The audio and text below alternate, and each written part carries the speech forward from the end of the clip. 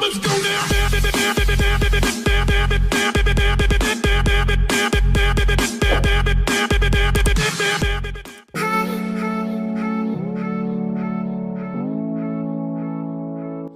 So ayun guys, mukhang uulan pa yata, no. So anyway, proceed tayo sa ating vlog, no. So welcome back again sa aking YouTube channel, Usapang Sounds. So for today video, mag-unbox po tayo ng another speaker stand. So kung matagal ka na dito sa aking channel, ay nung una is nag-unbox na din tayo ng speaker stand or yung universal. So medyo mura po siya. So ngayon, yung speaker stand ko na yon ay nabenta ko na kasi binenta ko yung D8 na modified speaker ko, no. So kinailangan talaga natin ng pera that time. So isinama ko na yung universal stand na yon. So for the second time, umorder ulit ako ng speaker stand na gagamitin ko sa column array ko, no. So maganda yung mga naging feedback sa speaker stand na to, no. Baka mas magiging maangas yung dating ng speaker natin pag itong stand na to yung ginamit ko, no. So unbox na natin, guys.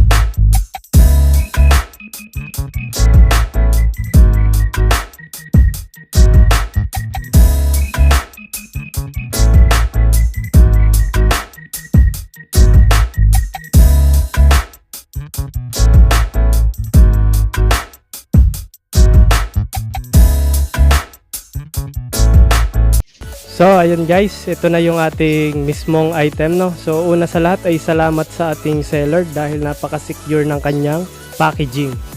So ayan po yung pangalan ng ating store na na-orderan natin. So again, hindi tayo sponsor niyan. Kasi yung speaker stand na to is nabili natin ng 545 kada isa. So mukha siyang heavy duty. At sana heavy duty nga siya. Kasi puro metal na siya. Ito lang yung nakita ko mga plastic sa kanya, yung lock niya. So ayan, meron pa siya mga excess plastic sa lock. So gugupitin na lang yan para hindi masyado makasugat kasi matalas yan. So yung lock niya dito sa may pinaka tubong to, yung sa ano, metal din. So ito yung lock niya. So okay, heavy duty. So hindi ako nagkamali sa speaker stand na to.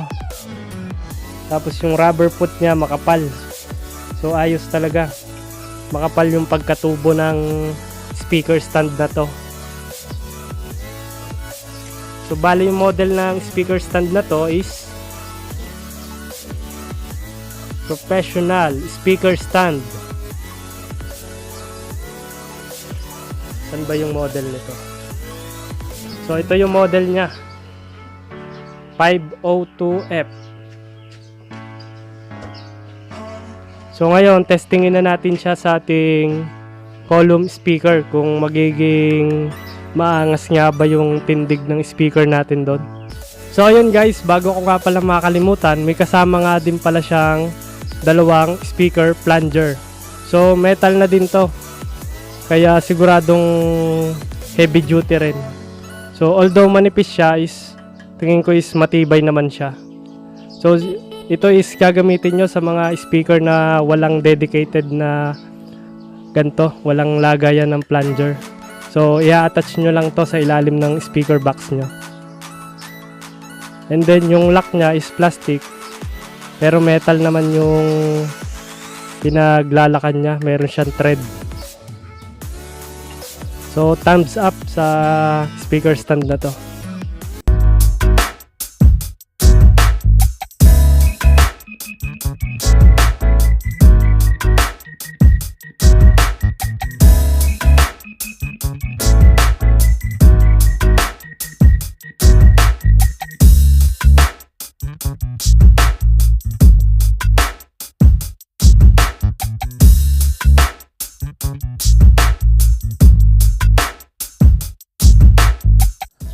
So ayan guys ang ating speaker stand.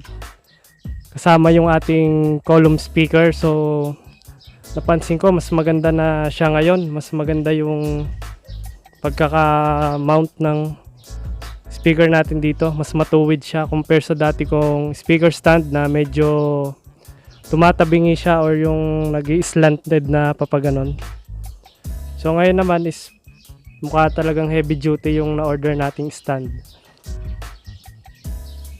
So yung napansin ko lang sa kanya is meron siya mga scratches dito sa tubong ito. Kung saan ipinapasok din siya dito sa tubo naman na to. So ito, napakadami. Pero sa akin naman is okay lang to kasi stand lang naman to. Hindi naman siya ganong ka-critical. So except kung mga amplifier to, no. So okay lang sa akin 'yan. Konting spray lang ulit 'yan, tanggal ulit 'yan. So ayan, naging maangas yung speaker natin dito, no. So i-flip ko lang yung camera natin para mas makita nyo kung gaano siya kataas. So ayan guys, yan siya kaangas ngayon. Talagang mas maganda tong speaker stand na to kaysa sa luma ko.